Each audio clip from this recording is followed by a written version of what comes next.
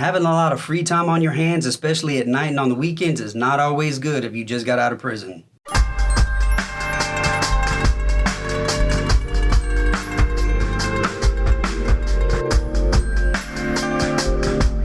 I want to talk about what we do with our free time. Now, if you got a job, if you decided to go to school once you get out of prison, if you have children, if you have family, then you may not have a lot of free time. For some of you, you might need that, especially if you've been down for a long time, because being around everybody stresses you out.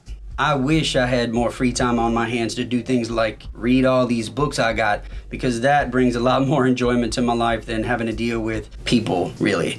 But my point is, having a lot of free time can be a problem, especially if we have a history of things like drug and alcohol addiction, or just getting into trouble when there's nothing else to do.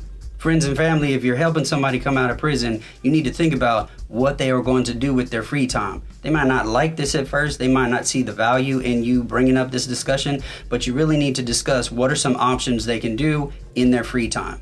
Now, don't assume that because I'm trying to help somebody understand what to do in their free time that I think everybody is just irresponsible.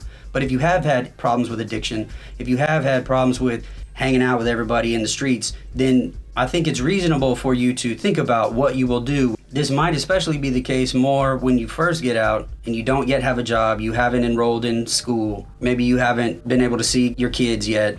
One common misconception people have when they think about prison, if they don't know anything about prison, is they think people in prison are just sitting around in their cells all day. But most people in prison have some sort of a job in the prison. Sometimes they have educational opportunities, religious opportunities. There's different things that can go on in the prison.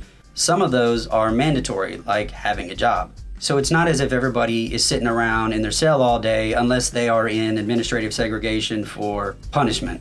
I've always said that what it's like to be in prison is more like a bachelor out here in the world with no kids or serious relationship. In other words, they could possibly go to school, they go to work, and those are the extent of their obligations unless they do other things with their time.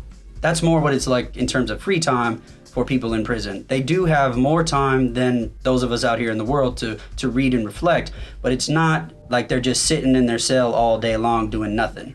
My point in bringing this up is that whatever people in prison are doing with their free time, some of those same activities they could be doing out in the world. So I read all day long, and if you ever meet somebody who was in prison with me, they will laugh and talk about how all I ever did was read. Some people do artwork, some people write poetry, some people work out. Well, you can do all those things out in the world as well, and this is how things can go bad. I did have a friend of mine who I was in prison with, and he had a great job. He had everything in order within the first year of release from prison, and he was one of these guys that if you would have thought about it while serving time with him, he was going to accomplish everything. But one of the things he liked to do was play pool.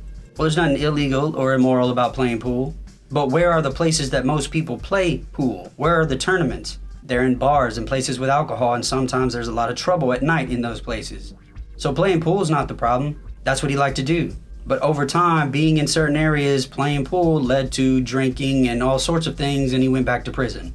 There was nothing wrong with playing pool in his free time, but thinking about where that would put him and what kind of temptations he might encounter, it doesn't seem like that was clearly thought through.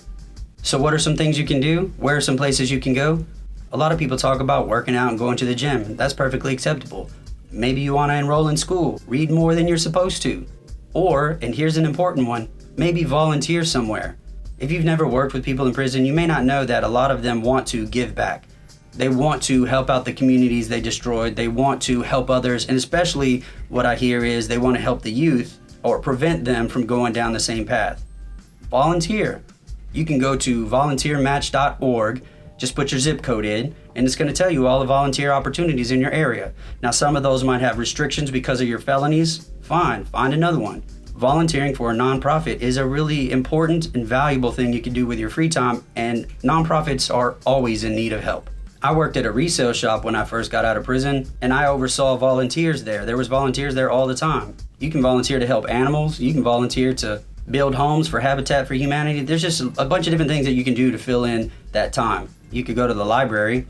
So one of the people that I helped out who had been down for quite a while, I just went to his house and took him to the library. He didn't have a vehicle yet, but I took him to the library, helped him get on a computer, set up an email, showed him some basics of how to get into his email, work it out. But the library often has resources like classes like ASL, American Sign Language, or learning a different language, or finance classes, or basic computer classes. The library often has a lot of activities, some of which are specifically relevant to those coming out of prison.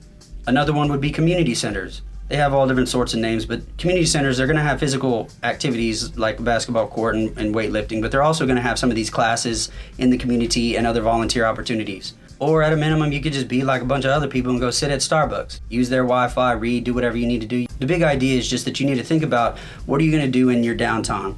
How can that downtime be productive? Now, you might work a hard job and have kids and all that. You just want to relax. Totally fine. But if you have a problem with things like drugs and alcohol, gambling, or running the streets, then maybe you want to be really specific in thinking about, what am I going to do when I have all this downtime and I'm not accountable to anyone? Just think about it.